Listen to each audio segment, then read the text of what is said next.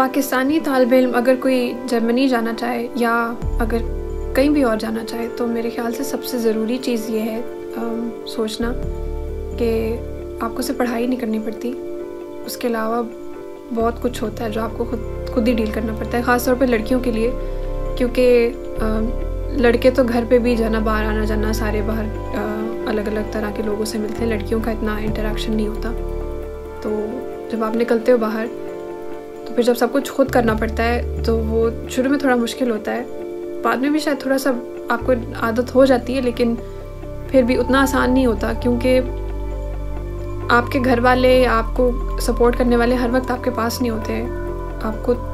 کچھ حد تک انڈیپینڈنٹ ہونا پڑتا ہے، بلکہ کافی حد تک انڈیپینڈنٹ ہونا پڑتا ہے. اور بس وہی ہے کہ یہ بات ذہن میں رکھیں. اور اکثر لوگوں کا یہ امپریشن ہوتا ہے کہ باہر جا کے ہم بڑے کوئی بہت ہی مزے کی زندگی ہوتی ہے، تو وہ میں یہ نہیں کہہ رہی کہ نہیں ہوتی، لیکن اس پہ محنت بھی کافی کرنی پڑتی ہے. اور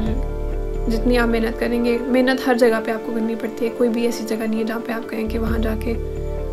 آسائشیں ہیں اور محنت نہیں ہے. تو بس اپنی اڈاپٹیشن اسکل جو ہے نا وہ اپنے اندر ڈیولپ کریں کسی نہ کسی طرح. وہ خیر تو آہستہ آہستہ ڈیولپ ہو ہی جاتی ہے، لیکن میرے خیال سے سب پہلے سے آپ کے ذہن میں ہو تو زیادہ بہتر رہتا ہے.